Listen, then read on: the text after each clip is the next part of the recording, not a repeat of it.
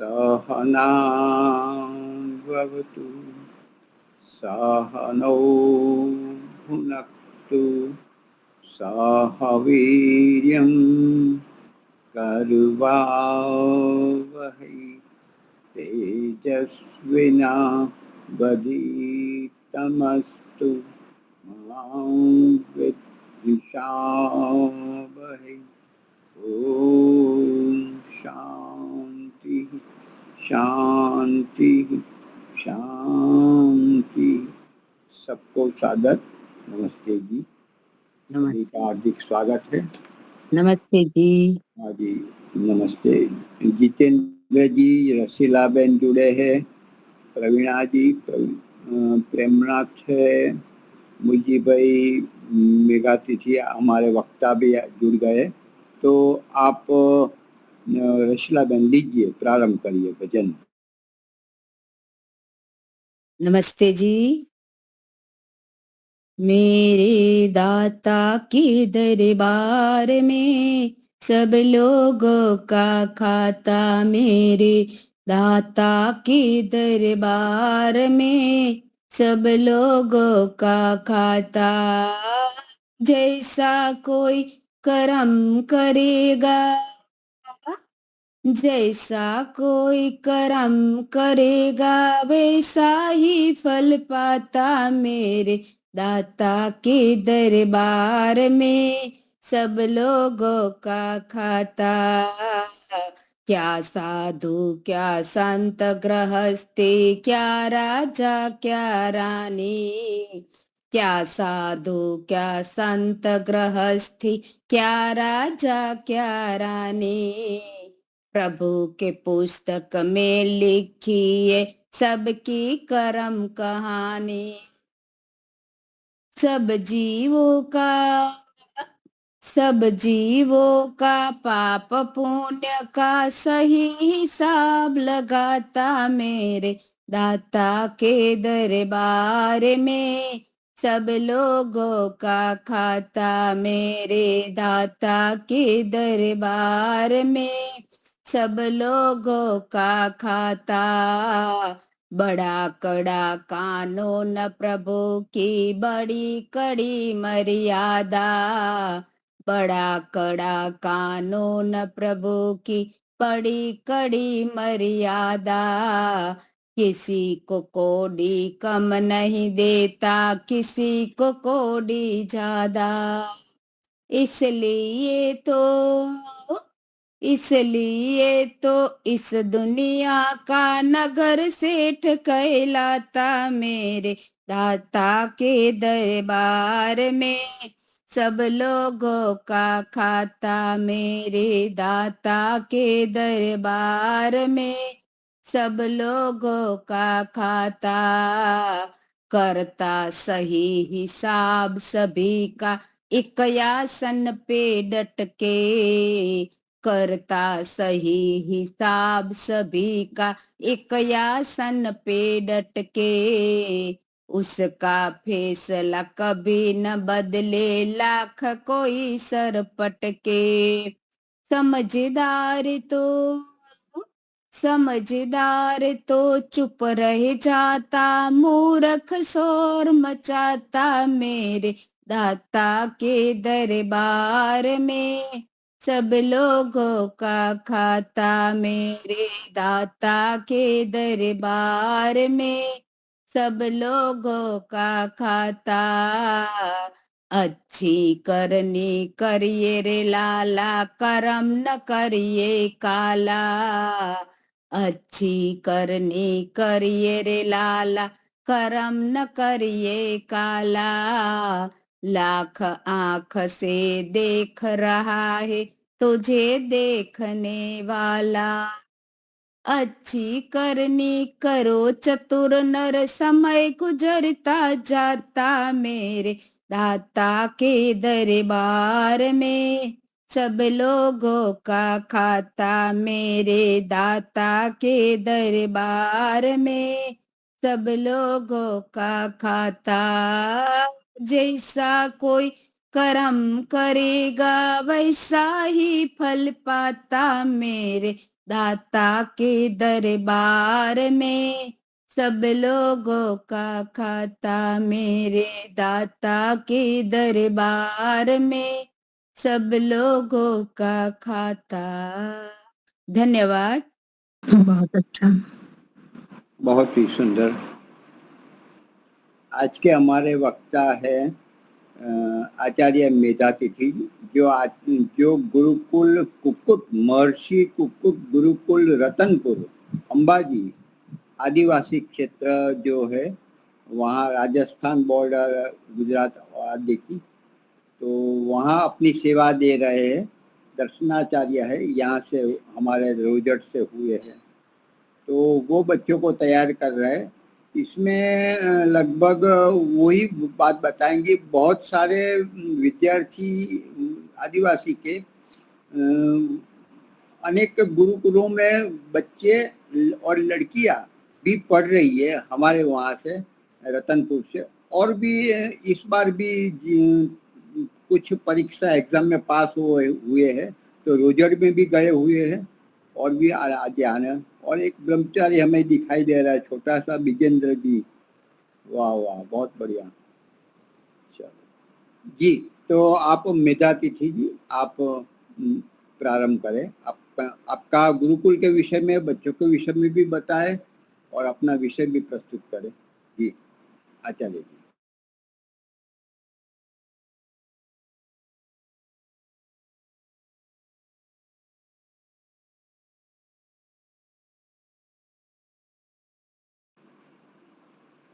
आप म्यूट है जी। हाँ जी, मेघातिथि जी प्रारंभ करें। आपका वॉइस नहीं है। म्यूट है जी। आप म्यूट है। हाँ, अनम्यूट करना है। माइक माइक माइक के ऊपर क्लिक करोगे। ये विजेंद्र जी कहाँ से है? लड़का जी, छोटा,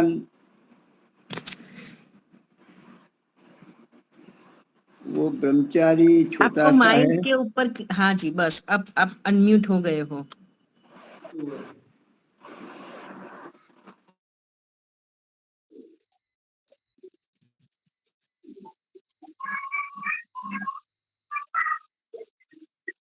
ओम मंत्र पाठ करेंगे। आवाज आ रही है सबको? जी जी आ रही है जी। हाँ, तो एक बार मंत्र पाठ करते हैं। ओम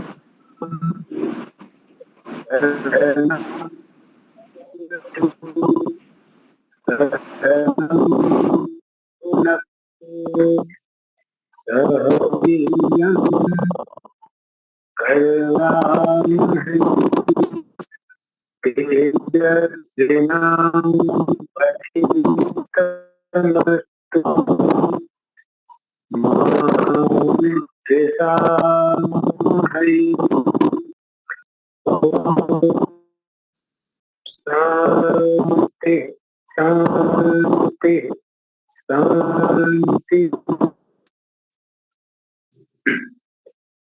आज प्रतिदिन की प्रवचन माला में उपस्थित सबको सादर नमस्ते आचार्य जी। जी, आपने जो डिवाइस लगाया है, मुझे ख्याल से उससे थोड़ा सा अनकंफर्ट लग रहा है। हाँ जी, बस ठीक है। ऐसे ही हाँ निकाल करके बोल।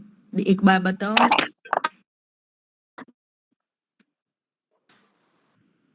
अब आ रही है आवाज? नहीं, थोड़ी कम आ रही है। बोलिए तो, फिर से बोलिए। ओम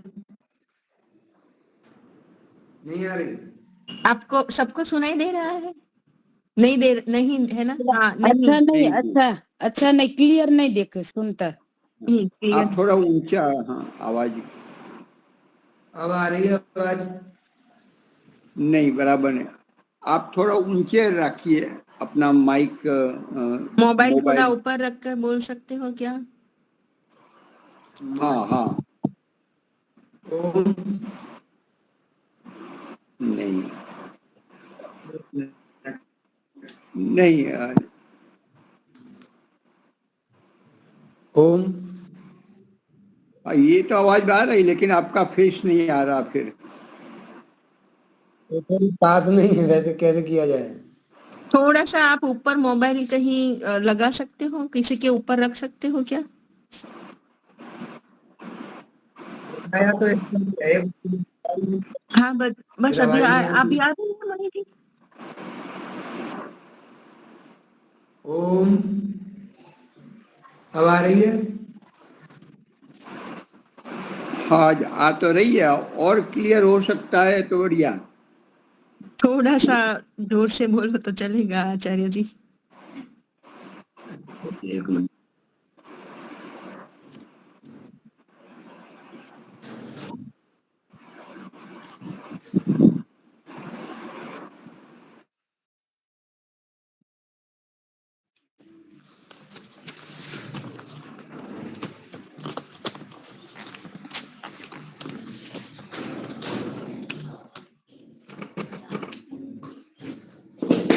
अब आ रही है आवाज?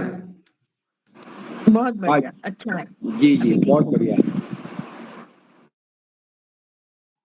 अच्छा, तो अब ये पूछना है सबसे पहले कि प्रवचन तो आप रोज करते हैं, प्रवचन के बारे में सुनना है कि हमारे यहाँ के बारे में सुनना है? दोनों वस्तु। अच्छा, दोनों सुननी है। सब लोगों को दोनों सुननी है।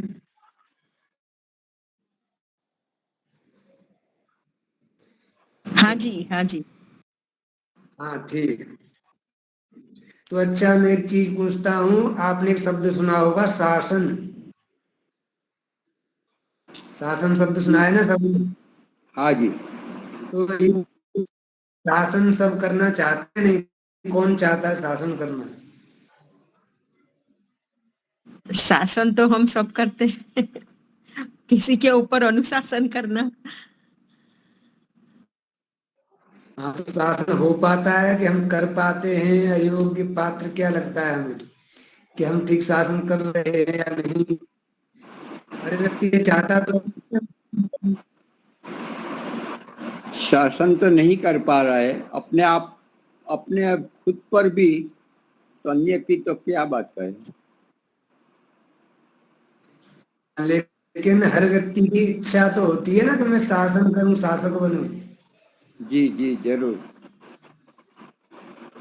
तो कोई तो क्या नाम है, कोई आपकी चक्रवाती आवाज टूट रही है, कोई आपकी धरती। आवाज ब्रेक से आ रही है, टूट टूट के आ रही है। आप मुझे लगता है कि आपको कहीं बाहर, कहीं अच्छी से हवा आ रही हो, वहां पे जाना चाहिएगा। तो देख लेता हूँ बाहर, कैसे आते हैं कमजोर। एक मिनट देख लेता हूँ बाहर। हाँ, बाहर आपका वीडियो भी पता क्लियर नहीं है, वीडियो भी नहीं क्लियर। अंदर कमरे में बाहर हवा चल रही है ना, इसलिए। तो देखता हूँ बाहर आ जाए तो।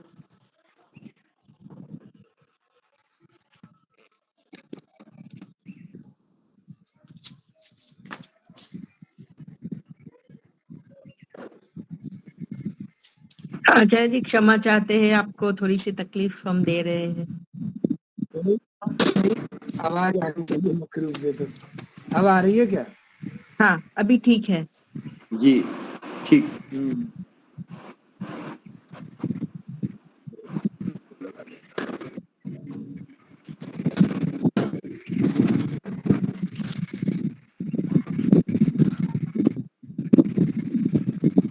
अब ठीक आ रही है आवाज?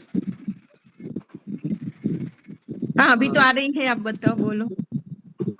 हाँ, तो जो बिना कोई भी व्यक्ति हो, हर व्यक्ति शासन तो करना चाहता ही है। वो बात अलग है कि हम शासन कर पाते हैं या नहीं कर पाते या कितना कर पाते हैं। कोई देश पर शासन करना चाहता है, और कोई तो चक्रवर्ती राजा बन के पूरी धरती पर शासन करना चाहता है। कोई चाहता है देश पे नहीं तो राज्य में ही सही मुख्यमंत्री बन जाए। कोई राज्य में नहीं तो अपने क्षेत्र में शासक बनना चाहता है। कोई समाज में बनना चाहता है, कोई संगठन में, जैसे आर्य समाज ही हुआ, हिंदू विद्या परिषद हुआ, और अनेकों जो संगठन चलते हैं हमारे देश में। तो हर व्यक्ति शासन तो करना चाहता है, कहीं ना कहीं मैं शासन करूं, लोग मेरी बातों को माने, मेरे अनुसार चलें। तो बात यही है कि शासन तो आज भी लोग कर ही रहे हैं, चाहे देश हो, चाहे दुनिया हो, चाहे परिवार हो, चाहे समाज हो, चाहे कोई संगठन हो, हर व्यक्ति कहीं ना कहीं शासन तो कर ही रहा है और लोग शासन करते भी हैं। और शासन जबरदस्ती भी किया जाता है, लोगों को झूठ बोलकर, छल कपट अन्याय से, और इस प्रकार शासन किया जाता है, हम देखते ही हैं। तो बात है क्या उसको भी शासन कहेंगे? हर जगह पर, हर संस्था में, हर परिवार में, समाज में, देश में या धरती पर शासन तो किसी न किसी का है ही। तो क्या वास्तव में वो शासक हैं? शासन हो रहा है वो? क्योंकि जो छल कपट आदि करके जो शासन करते हैं तो उसको शासन कहेंगे क्या? उसको हम शासन ना कहकर शोषण कहेंगे। क्या कहेंगे? थोड़ा बीच बीच में जवाब भी दें तो मुझे पता चलेगा कि हाँ आवाज आ जा रही है। यहाँ पर कुछ बीच में कट जाती है आवाज, तो मालूम नहीं पड़ा आपने क्या बताया। क्या कहते हैं? अब वो शासन नहीं है तो क्या है? शोषण। शासन नहीं है, शोषण है। यहाँ आदिवासी क्षेत्र में थोड़े नेटवर्क कम आते हैं, ये भी समस्या है थोड़ी यहाँ। तो उसको कहेंगे शोषण, न कि शासन। शासन के विषय में हम एक चीज समझ सकते हैं, जैसे योग दर्शन में आया है, योगानुशासनम शास्त्रम अधिकृत्य वेदितव्यम। योग का अनुशासन क्या है? शास्त्र जिसके अधिकार में है उसको समझना चाहिए। जिसके अधिकार में योग विद्या है तो वो योग का अनुशासित व्यक्ति है, वो योग पर शासन कर सकता है, योग विद्या के क्षेत्र में शासन कर सकता है और योग मार्ग पर चलने वाले व्यक्तियों पर शासन कर सकता है। वो अपने अनुसार उन योग पथगामियों को चला सकता है कि आपको कैसे चलना है, क्या व्यवहार करना है, ये सारी चीजें। तो यानी अधिकार, अधिकृत जिसके हाथ में है अपनी विद्या को पूरी, शास्त्रम अधिकृत्यम, यानी शास्त्र को अधिकृत करें। जिस क्षेत्र में हम शासन करना चाहते हैं उस क्षेत्र की विद्या हमारे अधिकार में होनी चाहिए। अधिकार का अर्थ ये तो बिल्कुल नहीं है कि छल कपट करके, झूठ बोलकर या अपने बल शक्ति का उपयोग करके किसी की वस्तु को, किसी के अधिकार को हम छीन लें। इसको तो शासन बिल्कुल नहीं कहेंगे, इसको तो कहेंगे शोषण।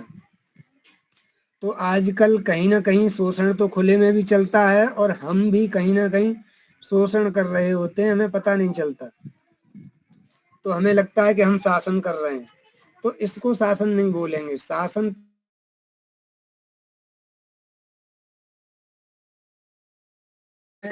या धरती पर शासन करने के लिए जो समाज से लेकर, घर से लेकर, परिवार से लेकर जो संसार में समस्याएं व्याप्त हैं, उन व्याप्त समस्याओं का समाधान हमारे अधिकार में है। तो हम वास्तव में शासन करने के योग्य हैं। यहाँ पर ये हो सकता है कि हम कहीं शासन कर पाते हैं या नहीं कर पाते हैं, ये विषय अलग है, लेकिन शासन करने के योग्य तो हम तभी बन पाते हैं जब समाज में, संसार में या किसी राज्य में या परिवार में व्याप्त समस्याओं का समाधान हमारे अधिकार में है। आवाज आ रही है? उत्तर दें, कोई आवाज आ रही है क्या? हाँ, आवाज आ रही, थोड़ी कट रही है, आ रही है, चलेगी। हाँ, तो यहाँ नेटवर्क की समस्या है इसलिए कट जाती है।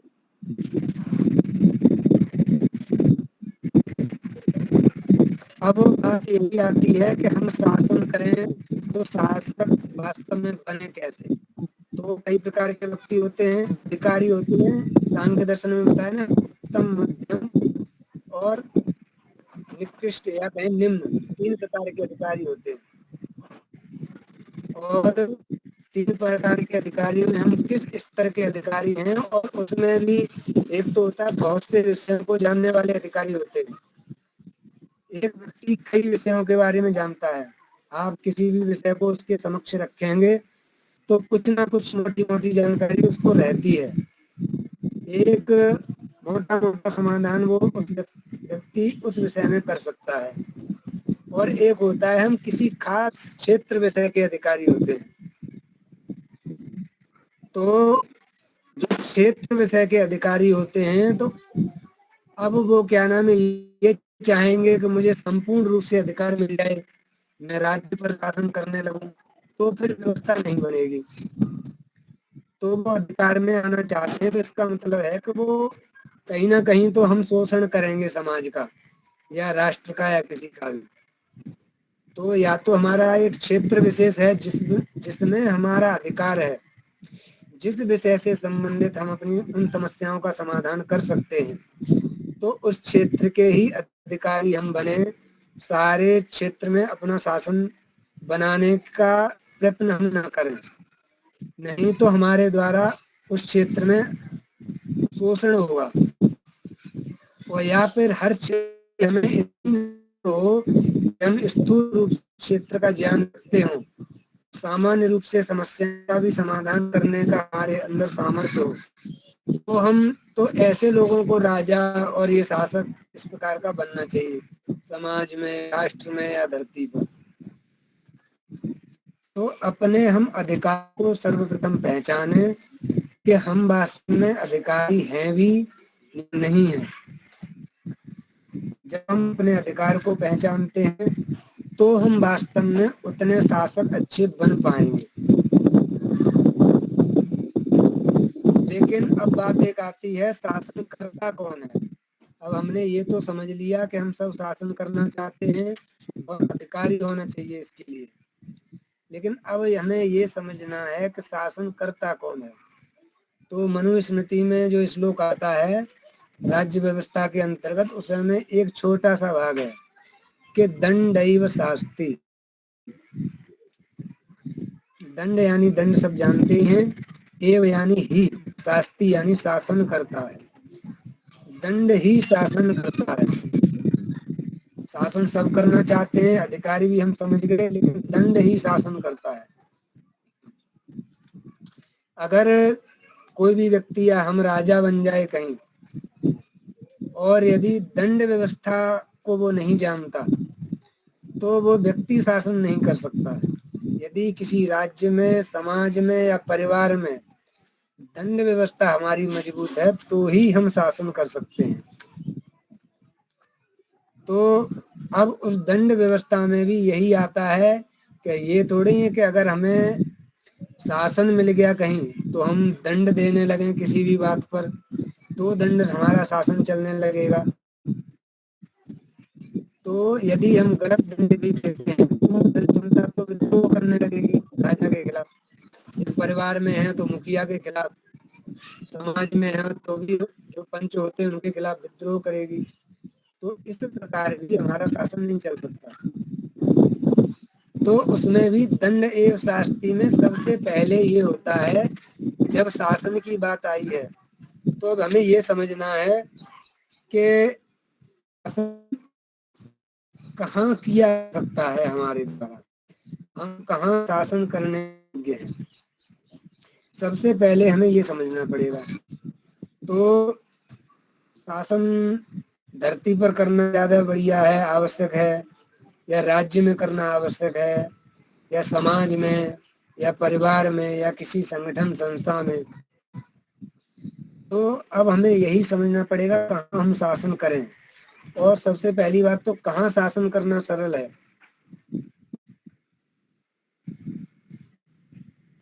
कहाँ लगता है हमें शासन करना सरल है? अपने ऊपर। हाँ, लेकिन क्या हम अपने ऊपर शासन करना सरल होता तो कर नहीं लेते हम? हाँ, नहीं, ये वो नहीं होता, वो सही है। हाँ, तो इससे क्या ज्ञात हुआ?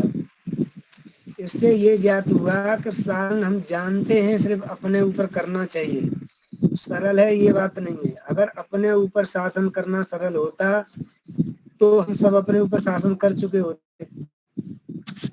हमें पता है कि दूसरे के ऊपर शासन करना, राज्य में, समाज में, इन पर शासन करना सरल है, इसलिए हम वहाँ प्रयत्न करते हैं। स्वयं पर शासन करना बहुत कठिन है, इसीलिए हम स्वयं पर शासन नहीं करना चाहते और न कर पाते। यदि स्वयं पर शासन करना यानी अनुशासित करना, स्वयं को अनुशासित करने में तो हमें डर लगता है, इसीलिए तो हम वानप्रस्थ की आयु में वानप्रस्थ नहीं बनना चाहते। क्यों नहीं बनना चाहते? क्यों? इसलिए नहीं होना चाहते क्योंकि डर लगता है स्वयं पर शासन करने में। यदि ऐसा नहीं है कि हम स्वयं पर शासन नहीं करना चाहते, हम चाहते तो हैं कि हम शासित बने, अनुशासन में रहें और अच्छे बने, सुधर जाएं, कि और हम सभ्य हो जाएंगे, ये सब चाहते हैं। लेकिन बल्कि है क्या कि इसलिए लगता है कि हमारी या हमारी इंद्रियों की जो आवारागिरी है वो चली जाएगी, ये हमारा जो आवारापन है ये न छिन जाए, इसलिए वास्तव में हम अपने आप पर शासन नहीं करना चाहते और दूसरों की आवारागिरी को हम छीनना चाहते हैं, इसलिए हमें लगता है दूसरों पर शासन करना सरल है।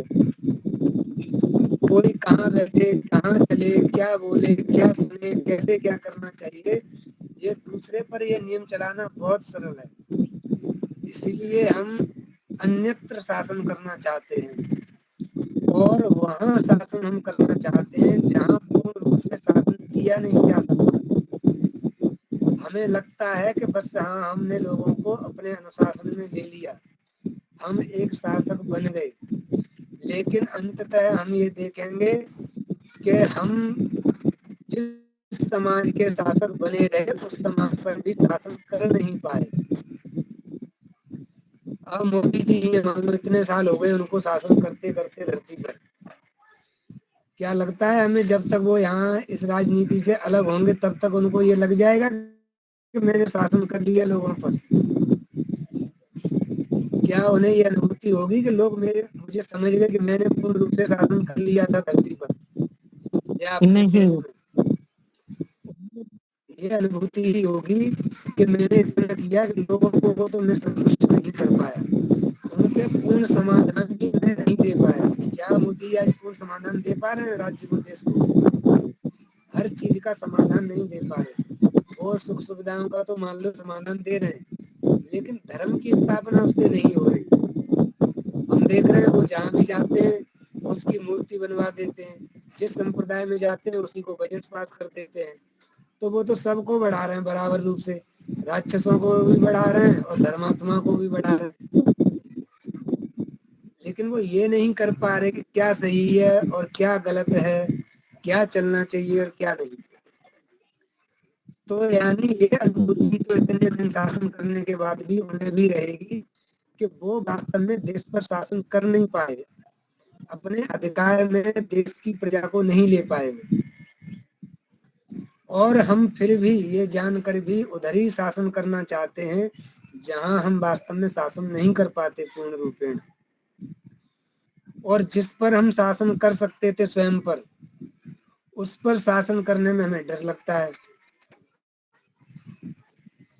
और जिस पर हम शासन कर सकते थे उस पर शासन करने का हम कितना प्रयत्न करते हैं, और वास्तव में उसी पर शासन पूर्ण रूप से किया जा सकता है जिस पर शासन हम करने से डरते हैं। जहाँ शासन किया नहीं जा सकता वहाँ हम पूरा पुरजोर लगाते हैं, और जहाँ हम शासन कर सकते हैं वहाँ शासन हम पर किया नहीं जाता।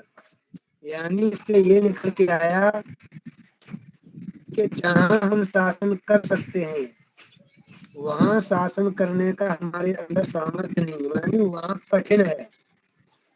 जहाँ शासन किया जा सकता है वहाँ तो शासन करना कठिन है, और जहाँ शासन नहीं किया जा सकता वहाँ सरल है। इसीलिए जहाँ शासन नहीं हो सकता वहाँ शासन करने में हम लगे रहते हैं, और जिस पर शासन किया जा सकता था उस पर हम शासन नहीं कर पाते, क्योंकि हमें स्वयं पर शासन करना ही बहुत कठिन है। अपनी गलतियों को ही अपने सामने कहना कि ये गलत है, ये अपने आप में बहुत कठिन काम है। इसको स्वीकारना बहुत कठिन काम है। हम खुद जानते हैं कि हमारी कहाँ क्या गलती है, बहुत विषयों में तो हम जानते नहीं। जब जान लेते हैं तो उनको हम सामूहिक नहीं कर सकते कि हमारी क्या गलतियां हैं।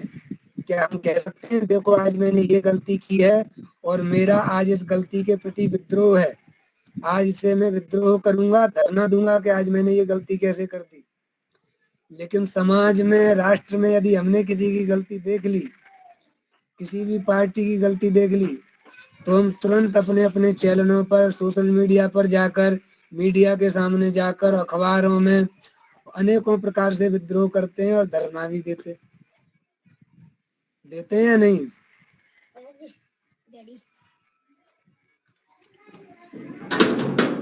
हाँ जी, बिल्कुल।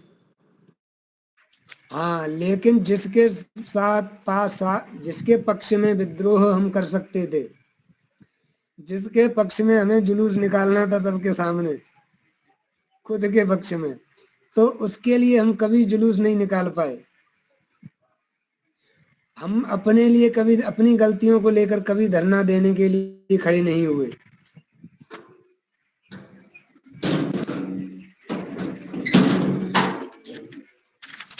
कभी हम गलती करते हैं तो समाज में कभी हम गए या अपने मित्रों में, मंडली में, जहाँ भी, कभी हमने ये नहीं कहा कि आज मैं आप समस्त लोगों के सम्मुख इस अपनी गलती का क्या नाम है विरोध करता हूँ।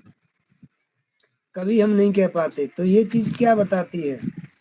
यही चीज बताती है कि मतलब जिस पर हम शासन तो कर सकते हैं, हम जानते हैं खुद पर शासन कर सकते हैं, लेकिन हमें खुद पर शासन करना बहुत कठिन है। क्योंकि जिस पर हम शासन करना चाहते हैं, जिसको अपने अधिकार में लेना चाहते हैं, तो वहां पर हमारी कुछ जवाबदेही भी तो बनती है कि आपके अधिकार में ये लोग हैं, ये प्रजा है या ये व्यक्ति है, तो ये जब गलती करेगा तो हमें जवाबदेही बनेगी, हमारी उत्तरदायित्व तो हमारा बनेगा। इनकी गलतियों के हर प्रश्न का उत्तर हमें देना पड़ेगा समाज को। तो अपनी गलतियों की जवाबदेही हम स्वयं नहीं लेना चाहते। हम नहीं चाहते कि कोई हमसे हमारे विषय में प्रश्न करे, तो इसलिए हम स्वयं पर अधिकारी नहीं बनना चाहते, स्वयं को अधिकार में नहीं लेना चाहते, तो हम क्या नाम है स्वयं पर शासन भी नहीं कर पाते। इसलिए हमें स्वयं पर शासन ना कर कर दूसरों पर शासन करने में और समाज पर, देश पर शासन करने में सरलता होती है। इसीलिए हम सुबह से शाम तक अन्यों को प्रवचन देते रहते हैं, अन्यों को बताते रहते हैं क्या ठीक हो रहा है, क्या गलत हो रहा है, क्या करना चाहिए और क्या नहीं। आवाज आ रही है सबको स्पष्ट? हाँ, स्पष्ट नहीं पर चलता है, हम सुन ले पा रहे हैं। अच्छा, तो आज मुख्य रूप से हमारा ये विषय रहा कि शासन। इसमें हमने ये सीखा कि जिस पर शासन किया जा सकता है उस पर हम शासन वास्तव में करना ही नहीं चाहते। जिस पर शासन नहीं किया जा सकता, हम वही शासन करने के लिए नित्य प्रतिदिन और वर्षों वर्ष से प्रयत्न कर रहे हैं, अभी भी करते हैं। और जबकि हम सब जानते हैं जहाँ पर हमें शासन करना होता है, सर्वप्रथम, आ रही है आवाज? हाँ जी, आ रही है। सर्वप्रथम जहाँ शासन करना होता है, सर्वप्रथम वहाँ की गलतियों को हमें उजागर करना पड़ता है। तब उसके बाद हमारे पास जो समाधान होता है, हम प्रैक्टिकल रूप से जो कर सकते हैं उसके निवारण के लिए, वो फिर मेहनत हमें करनी पड़ती है, वो परिश्रम करना पड़ता है। तब हम उस क्षेत्र में विकास दिखा पाएंगे कि क्या विकास हमने किया और क्या विकास हम कर सकते हैं। और ये भरोसा हम जनता को, समाज को दिला पाएंगे कि हाँ, ये व्यक्ति विकास कर सकता है, सुधार कर सकता है। जब तक ये हम नहीं दिखा सकते तो कोई व्यक्ति, कोई भी समाज, कोई भी प्रजा हमें अपना शासक नहीं स्वीकार कर सकती। और अपने अंदर जब तक हम ये गुण नहीं ला सकते कि अपनी गलतियों को उजागर करके ये बता सके हम समाज को, आज हमारे अंदर ये गलती है, आज हमने इसको ठीक करने का प्रण किया है, हमने इतना इसको सुधार लिया। अगर हम जिस दिन ये करने लगेंगे तो समाज को ये भरोसा हो जाएगा कि ये व्यक्ति तो कम से कम सुधर सकता है, कि ये व्यक्ति पहले कैसा था और आज ये व्यक्ति कैसा हो गया। यानी ऐसा व्यक्ति कल कोई नया संकल्प लेगा कि मैं इस गलती को सुधार दूंगा, तो लोग ऐसा करेंगे कि हाँ ये व्यक्ति सुधर सकता है। जिस दिन व्यक्तियों को ये भरोसा हो जाएगा कि ये व्यक्ति स्वयं सुधर सकता है, उस दिन लोग हमको स्वयं अपना शासक मानने लगेंगे। इसीलिए तो राजा को कहा गया इंद्रिय जित होना चाहिए। अपनी इंद्रियों को नियंत्रण करने वाला जो व्यक्ति होगा वो ही राज्य में शासक बन सकता है। अच्छा, तो अच्छा शासक शासन करने के लिए आवश्यक है हम स्वयं के शासक सर्वप्रथम बने, क्योंकि जो दोष हमारे मन में, हमारे अंदर इंद्रियों के जो दोष है, वो इंद्रियां, मन और वो विकास सब लोगों के पास है। जिस दिन हम अनुशासित कर लेंगे उस दिन ये प्रैक्टिकल हम लोगों के समक्ष रख पाएंगे कि हम संसार पर शासन करने के योग्य हो गए। तो हमारे वेद शास्त्रों की यही महत्ता है। उन्होंने कभी नहीं कहा कि आप दुनिया पर शासन बस यूं ही करो। सबसे पहले हमें अपने ऊपर शासन करने के लिए ही विद्या हमारे शास्त्रों में सिखाई गई कि हम सर्वप्रथम अपने को अनुशासित करें। जब हम स्वयं को अनुशासित करेंगे तो समाज को हमारे अंदर वो गुण धर्म दिख जाएंगे कि ये समाज पर भी अच्छा शासन कर सकते हैं। तो आज की बात यही है कि मुख्य रूप से जहाँ हमें शासन करना कठिन लगता है वहीं शासन करने का प्रारंभ तो हमें करना होगा। हमारे जन्मदिन आते हैं, हम जन्मदिन मनाते हैं, स्टेटस लगाते हैं, बधाइयाँ देते हैं, भंडारे भी लोगों को कर देंगे, पार्टी दे देंगे, लेकिन हम जो काम करना चाहिए तो वो नहीं कर पाते। हम कभी अपने जन्मदिन पर ये स्टेटस लगाते हैं क्या कि आज मेरे अंदर अब तक ये गलती थी, इसको सुधारने का मैं संकल्प लेता हूँ या लेती हूँ। ये हम हिम्मत जिस दिन अपने अंदर ले आए, समझ लो उस दिन हम वेद के मार्ग पर चल पाएंगे। और ये डर तो लगता है, लेकिन इसमें की कोई ऐसी बात नहीं है। हम कितना छोटा संकल्प लेते हैं, कम से कम वो ही लेने की हिम्मत करें। मान लो हम कोई दिनचर्या में ही गड़बड़ करते हैं तो सुबह से रात्रि तक की कोई दिनचर्या सारी ना कर पाए, एक दिनचर्या का तो पालन करें। या तो सुबह उठने का ही मान लो, या शाम को केवल सोने का ही एक नियम बना लें। एक सरल और जो लगता हो खाने का नियम बना लें कि लोग खाएंगे तो इसी समय पर। एक नियम का भी पालन करके अगर हम अपना संकल्प ले लें समाज के समक्ष, तो उससे क्या होता है, अब हमारा उत्तरदायित्व आ जाता है। और उत्तरदायित्व जिसके अंदर होता है वही नेता बनता है कि भैया मेरे अंदर अब मेरी जवाबदेही है, मैं समाज में उतर गया था। जब जवाबदेही हम समझ लेते हैं तो समझ लो अब हमें शासन करने का गुण विद्यमान होने लगा। अब हमारी जिम्मेदारी बनने लगी समाज के प्रति कि अब हमें उत्तर देना पड़ेगा। अपने आप में तो हम लेते रहते हैं, संकल्प तोड़ते रहते हैं। इसीलिए क्या नाम है, हम नेता बनना है, हम नेता बने। कुल मिला सार्वजनिक रूप से अपने संकल्प लें, पहले परिवार में लें। जब हमें ये लग जाए कि परिवार में संकल्पों को तो हम तोड़ देते हैं, क्योंकि कोई बिगाड़ तो पाएगा नहीं परिवार में कुछ, परिवार से जाएंगे तो है नहीं कहीं बाहर, तो फिर अपने जो मित्र मंडली समाज के लोग हैं फिर वहां अपना स्टेटस डालें। तो अब ये हमारा संकल्प थोड़ा सार्वजनिक होगा, तो दूसरे लोग पूछेंगे बाहर के, तो हमें थोड़ी जवाबदेही हमारी बढ़ेगी कि हमने ये संकल्प लिया था, इसकी जवाबदेही है। अब हम सुधरने का प्रयत्न करेंगे। तो यही शासन की नीति हमारे शास्त्रों ने सिखाई है।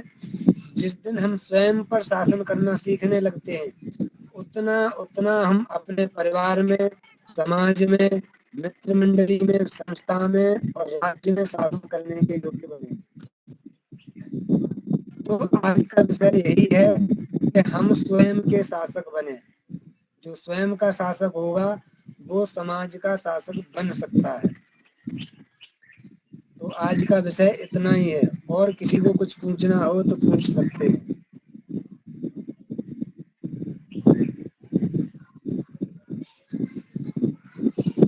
किसी को कुछ पूछना है?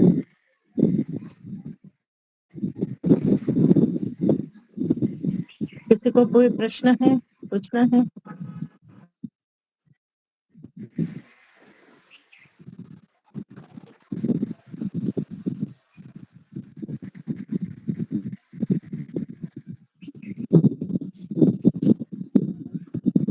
कोई प्रश्न नहीं लगता है आचार्य जी।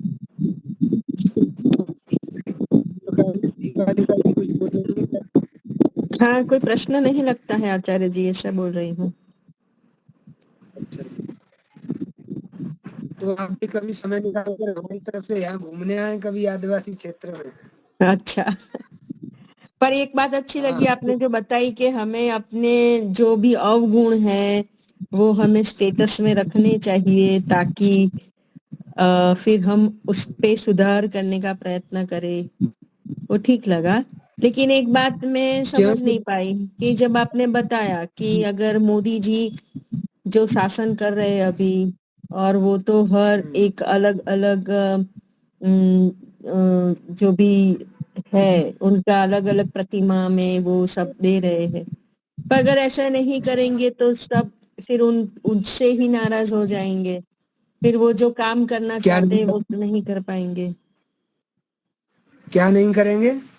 वो सब नाराज हो जाएंगे। अलग अलग जो अभी जैसे अलग अलग धर्म में के लोगों को वो प्रोत्साहित करते हैं, अगर ऐसा नहीं करेंगे तो नाराज हो जाएंगे लोग, और फिर उनको जो करना है देश के लिए वो नहीं कर पाएंगे, ऐसा मैं समझती हूँ। हाँ, तो क्या ये सही है? हाँ, तो इसका उत्तर ये है कि लोगों को खुश करने के लिए राजा नहीं होता। राजा का दायित्व है लोगों को सत्य मार्ग पर चलाना। सत्य और असत्य की राजा परीक्षा कराए, उसके बाद जो सत्य है उसकी स्थापना करे और असत्य को नष्ट करे राज्य से। ये वैदिक राजा का कर्तव्य है। मोदी जी आज वैदिक तो नहीं पूर्ण रूप से, वो ये है कि ठीक है, इसलिए वो ये कर रहे हैं। आप ये सोचिए, मंदिरों से जो क्या नाम दान आता है उसको ले लेके वो क्या नाम है मजारों में और मदरसों के लिए और मस्जिदों के लिए उनके लिए देते हैं, तो क्या होगा? ये इससे राक्षसी प्रवृत्ति ही तो बढ़ेगी, हमारे लिए और घातककारी सिद्ध हो पाएंगे और साधन संपन्न हो जाएंगे कल ये। तो हाँ, राजा का वो तो समझ कर्तव्य लोगों को, राजा का कर्तव्य है सत्य असत्य की परीक्षा करके सत्य को स्थापित करना और असत्य को नष्ट करना। पर पहले तो उसके लिए जो प्रजा है वो भी तो समझे, प्रजा ही नहीं समझेगी। ज्यादातर प्रजा तो ऐसे है नहीं कि वो सत्य को जाने। हाँ, तो राजा क्यों चुना जाता है? राजा इसीलिए तो चुना जाता है कि हर प्रजा के हर व्यक्ति में बुद्धिमान नहीं होती प्रजा इतनी। जब हर व्यक्ति इतना बुद्धिमान हो जाता तो राजा चुनने की आवश्यकता क्या होती? राजा चुना ही इसलिए जाता है कि प्रजा को वो समझा सके साम दाम दंड भेद, कि ये सत्य है, यही मानना पड़ेगा राज्य में रहना है तो, और ये गलत है, इसको स्वीकार नहीं किया जाएगा। हम ईश्वर के संसार में रहते हैं, नियम का अगर उल्लंघन करेंगे तो ईश्वर का हमें माफ कर देगा? तो ऐसा ही राजा होना चाहिए। राजा जो होता है ईश्वर का प्रतिनिधि होता है, जैसा ईश्वर का शासन वैसा ही उसे चलाना है। जी, ठीक है, बराबर है। और किसी को कुछ पूछना हो तो?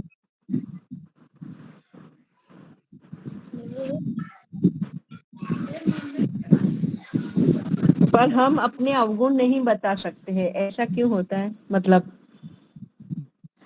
हम अवगुण इसलिए नहीं दिखा सकते, हमें जो हमने झूठी प्रतिष्ठा बना रखी है ना समाज में कि हम बहुत बड़े धार्मिक हैं, हम बहुत साधु हैं, यज्ञ करते हैं, ध्यान करते हैं खूब, और लोगों को अगर ऐसा हमें साधु की हमारी जो छवि बनी हुई है परिवार में, समाज में, रिश्तेदारी में, लोगों को पता चल गया कि ये तो झूठ भी बोल दिया इन्होंने तो छल भी कर दिया, इन्होंने तो कपट भी कर दिया, ये इन्होंने तो शोषण भी कर लिया इस व्यक्ति का, तो हमारी जो रेपुटेशन बनी हुई है ना, प्रतिष्ठा, ये खराब हो जाएगी। ये हमें लगता है, जबकि ये मिथ्या है। हमारी प्रतिष्ठा तो उससे बनती है, हमारी वेद की नीति है कि हम सार्वजनिक स्वीकार करके अपनी गलती को, और ये सिद्ध करके जिस दिन दिखा दें कि देखो मुझ में ये गलती थी, मैंने दूर कर ली। आज तक कितने लोग हैं अपनी गलती को सार्वजनिक करके उसको सुधार के ये कह पाए हों? सोशल मीडिया पर भरा पड़ा है, कोई व्यक्ति ऐसा मिला जिसने अपनी गलती की घोषणा की हो और एक दिन उसने ये कह दिया हो, देखो मैंने ये अपनी गलती दूर कर दी। ऐसा वीर और वीरांगना कोई मिली हमें? अगर सोचो ऐसा व्यक्ति हमें मिल जाए तो हम कितनी भी गलतियां उसकी जानते हो तो हमें कैसा लगेगा कि ये व्यक्ति कितना बहादुर है। तो ये बहादुरी ही वास्तव में, ये बहादुरी है गलतियों को अपने सामने रखना और उनका प्रतिकार करके नष्ट करके समाज के सामने दिखाना कि देखो मैंने ये करके दिखाया है। लेकिन जब फिर हमारे आचार्य अंदर ये ऐसा सब करने नहीं का, होगा, एक गलती हम अगर सुधारेंगे तो हम तो मनुष्य है, हम कोई और अलग प्रकार की गलती कर लेंगे, फिर सामने वाला कहेंगे कि अभी ये तो सुधार लिया पर ये तो अभी आपका और मतलब, तो मनुष्य तो लोग तो कहते संपूर्ण ही नहीं हो रहेंगे। सकता। ऐसा कभी होगा कि लोग नहीं कहेंगे? ऐसा कब होगा? ऐसा पूरे जीवन काल में कभी नहीं होगा, ना आज तक किसी के साथ हुआ कि लोगों ने कुछ कहा ना हो। लेकिन हम वो कर पाएंगे कि जो वो सामने कहने वाला नहीं कर पाया। अब हमारा ये है उससे काउंटर क्वेश्चन सामने वाले से, कहने वाले से, कि तुम्हारी हिम्मत है कि तुम अपना एक दोस्त सामने समाज के सामने प्रस्तुत करके और उसको खत्म करके दिखा दो। तो दोषारोपण करना बहुत सरल है कि तुमने एक ही तो दोष किया और बहुत सारी गलतियां तुमने की तक तुम जो हमें बता रहे हो। हाँ, समझ सकती तो हूँ फिर कि उनको ये पता अपने चलेगा। लिए है ना, अपने सुधार के लिए अगर हम ये करते हैं तो ये हमारा सुधार होगा। हाँ, और सबसे बड़ी बात, आप उनको ये बता सकती हैं मैंने ये दोष छोड़ा है, मुझ में इतना सामर्थ्य है कि ये दोष हम हर व्यक्ति का छुड़ा सकते हैं, क्योंकि हमने उस गहराई में जाकर उसकी कमजोरियों को पकड़ा है और उसके क्या समाधान होते हैं उनको चरितार्थ किया, व्यवहार में लाए हैं। आपको तो पता ही नहीं, आप में हिम्मत हो आप इस दोस्त को छुड़ा के अपना दिखा दो पहले तो, दूसरों की बात तो अलग छोड़ो। आप में जो सामर्थ्य नहीं है वो सामर्थ्य हमारे अंदर आ चुका है, ये आप में हम में अंतर है। तो आप कौन होते हैं ये कहें कि आप में अनेकों अंतर है, अनेकों कमियां हैं। आता हूँ कोई बात नहीं, खत्म हो गया। हाँ जी, बराबर है। तो ये सबकी बात है, हमें उत्तर देना नहीं चाहिए। लोग तो प्रश्न करते ही रहेंगे, तुमने क्या किया जो प्रश्न कर रहे हो? तुम अपना स्तर देखिए पहले, क्या मेरे अंदर जो चीज आई है वो आपके अंदर है? क्या कोई ऐसा गुण है जो आपने सार्वजनिक कर दिया हो? और आप इस समाज को प्रवचन तो हर व्यक्ति देता रहता है, गली गली प्रवचन देने वाले मिल जाते हैं कि ये करना चाहिए, वो करना चाहिए, ऐसा होना चाहिए। आपने क्या किया अब तक? मैं प्रवचन किसी को दूंगा या दूंगी उससे पहले मुझे ये पता है कि मैं किस चीज में मेरा अधिकार हो गया है। इस दोष को छुड़ा के मैंने इसको अधिकार में कर लिया कि इस विषय में तो व्यक्ति को मैं समझा ही दूंगा। तो ये योग्यता हमें आ गई। तो ये दोष हर व्यक्ति के अंदर होगा तो हम हर व्यक्ति के अंदर से एक दोष निकाल सकते हैं। कोई दूसरा व्यक्ति दूसरे दोस्त पर काम करे, जाओ अभी मैं आता हूँ यहाँ के बाद। तो हम ये काम कर सकते हैं, हर व्यक्ति हर दोस्त छोड़ दे एकदम जरूरी थोड़ी है। क्या जितने भी इंजीनियर हैं उनको सारी इंजीनियरिंग आती है? जिनको हम पढ़ा लिखे कहते हैं और जो मुंह चलाते रहते हैं सुबह से शाम तक के हम पढ़े लिखे, इंजीनियरिंग कितने प्रकार की होती है? तो एक ही विषय में तो होते हैं वो। उनको ये बताओ हमने एक दोस्त छोड़ दिया। इंजीनियरिंग करना आसान है, वैज्ञानिक बनना आसान है, एक दोस्त छोड़ना बहुत कठिन है। नहीं तो छोड़ के दिखाओ अगर इतने आपको सरल लगता है तो कहने वालों के लिए प्रत्युत्तर होना चाहिए हमारे पास अच्छा देने के लिए, तो दोबारा जीवन में कभी नहीं बोलेंगे। तो ये है। हाँ जी, धन्यवाद। तो अभी और कोई प्रश्न नहीं लगता है तो शांति पाठ कर ले आचार्य जी। कर सकते हो बिल्कुल। हाँ जी, तो आपका बहुत बहुत धन्यवाद, आपने बहुत ही अच्छी तरह से समझाया। थोड़ी सी कमी ये रही कि थोड़ा सा ठीक से सुना ही नहीं दे रहा था, लेकिन फिर भी आपने बहुत अच्छा समझाया, आपका यहाँ धन्यवाद। पर मतलब कमी रहती है थोड़ी, इस क्षेत्र में मैं तो कम ही आता है। हाँ जी, तो हाँ इस समझ चक्कर सकती हूँ जी, कोई बात नहीं, धन्यवाद। अभी आपको चला क्या लीला माता जी क्या बता रहे हो? आचार्य जी के पूछ रहे हैं हम, बाथरूम उनका कहाँ पे है? क्या जी माता जी? आश्रम कहाँ पे है? आश्रम आपका आपका आश्रम कहाँ पर है? नहीं आश्रम क्या, मैं यहाँ पर अभी आया हूँ सुका अम्बा, जो यहाँ पर आदिवासी क्षेत्र है इधर खेड़ ब्रह्मा के पास। अच्छा, बहुत अच्छा। खेत ब्रह्मा के पास आप बालकों को पढ़ा रहे हो? हाँ, क्योंकि यहाँ थोड़ी स्थिति ज्यादा खराब है, नहीं तो यहाँ बहुत तेजी से हो रहा है। पूरे गांव के गांव ईसाई हो जाते हैं और काफी धन देते हैं ईसाइयों को, जो फंडिंग आदि आती है ना, लाखों रुपए देते हैं तो वो तो बदल जाते हैं। इनके पास तो ना खाने को ना पहनने को, तो ये तो फिर वो कन्वर्ट हो जाते हैं और ये हमारे लोग हमारे ही दुश्मन हो जाएंगे कल। और यहाँ बच्चे बच्चियां छोटी छोटी उम्र में भाग जाते हैं, यहाँ पर लोग भगा देते हैं, सामाजिक लोग उनको, बच्चियों को, और अपने बच्चों को बेच यहाँ के लोग। एक 14 साल का बच्चा अभी यहाँ 4 लाख में बेच दिया। तो ये सब चल रहा है, जहाँ ईसाइयत जाती है वहाँ मानवता खत्म हो जाती है। ओ, तो सब इन परिस्थितियों को लेके ही फिर मैंने ये सोचा कि फिर मुझे यहाँ रहना पड़ेगा। बहुत अच्छा काम। हाँ जी। बहुत कभी बढ़िया बताना, काम है। आप ऐसे अगर आपको ऐसा चांस मिले तो आप आपने क्या क्या देखा, कैसा अनुभव हुआ, वो बता सकते हो आचार्य जी आप? यहाँ पर हाँ जी, हाँ जी। यहाँ का यहाँ का अनुभव तो यही है, देखो यहाँ बाहर से तो हम सब्जियां आती कुछ नहीं खरीदते, और यहाँ खेत में भिंडी लगा रखी, वही हो जाती तो वही खाते हैं।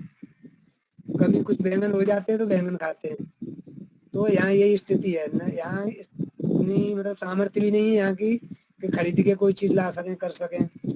और ऐसी चीजें, मतलब ये है कि अभी घर से ही चीजें चल रही है, ये इनका घर है एक व्यक्ति का, तो वहीं अभी चलाते हैं। तो गुरुकुल आदि की भी कोई ऐसी व्यवस्था नहीं है। तो भविष्य में अगर ऐसी स्थिति हो जाएगी तो मेरी है कि गुरुकुल में यहाँ हम खोलें, ताकि लोगों को यहाँ पता चल जाए कि हमारी संस्कृति क्या है, गुरुकुल भी कुछ होता है और बच्चे निःशुल्क पढ़ सकते हैं। नहीं तो निःशुल्क लोग धर्म परिवर्तन कर लेंगे यहाँ। और दूसरा यही है कि अभी साधनों का ही अभाव है मुख्य रूप से यहाँ पर। और बाकी तो हम जैसा प्रयत्न करते हैं उस आधार पर लोगों बच्चों को समझाना है, पढ़ाते हैं, हम सिखाते हैं आचार व्यवहार दिनचर्या आदि। तो बाकी तो बच्चे कैसे, मुनि सत्य जी, ये मुनि जी हैं अभी हमारे साथ में, ये भेज देंगे आपको वीडियो, तो आपको बच्चे देखने को मिलेंगे कैसे यहाँ के। अच्छा, बराबर। हाँ तो होता है तो भी ऐसे ही हो पाती है मतलब। तो लेकिन परिस्थिति के आधार पर करनी बहुत जरूरी है यहाँ पर, क्योंकि ये क्षेत्र बहुत बड़ा है, गुजरात, राजस्थान, मध्य प्रदेश और वहाँ महाराष्ट्र तक की, चारों राज्यों की बहुत बड़ी सीमा है। और इतने आदिवासी क्षेत्र हैं, इनमें सब ईसाइयों ने और कांग्रेसियों ने कब्जा कर रखा है इनमें। पूरी मदद करते हैं, ये पूरा क्षेत्र हमारा भारत से एक दिन कट जाएगा अगर हम ध्यान नहीं देंगे तो। और सरकार यहाँ कुछ नहीं कर पा रही। अच्छा, मतलब भारत सरकार भी अभी जो है वो भी कुछ नहीं कर पा रही? कुछ नहीं कर पा रही भारत सरकार, तो क्या कर रही है? कुछ नहीं कर रही, कोई गतिविधि। रोज धर्मांतरण होता है, पूरा पूरा गांव हो जाता है परिवर्तित यहाँ पर। यहीं का व्यक्ति ईसाई बनता है, वो चर्च में पादरी बना देते हैं 25 लाख रुपए दे के उसे, और वो ही अपने गाँव को अपने आप कन्वर्ट करता है, पैसे दे देते। अपने गाँव की बात हर व्यक्ति सुनता है, ये पॉलिसी है। बहुत अच्छा। ओ,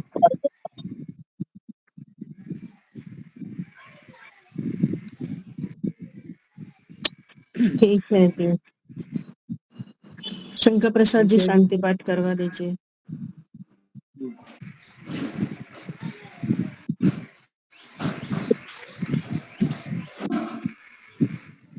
हाँ जी। हेलो, आप सुन पा रहे हो शंकर प्रसाद जी? शंकर प्रसाद जी, शांति पाठ।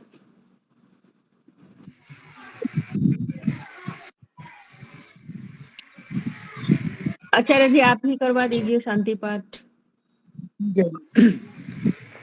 ओम द्यौः शान्तिरन्तरिक्षं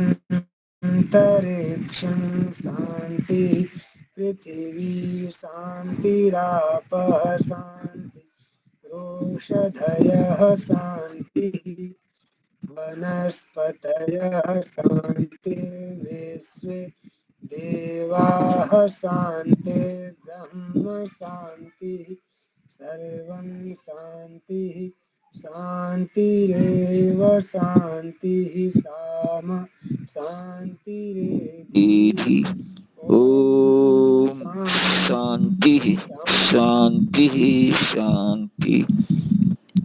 जय घोष जय घोष जय घोष जय घोष। आवाज जा रही है? हाँ जी, आ रही है। हाँ, जो बोले सो अभय।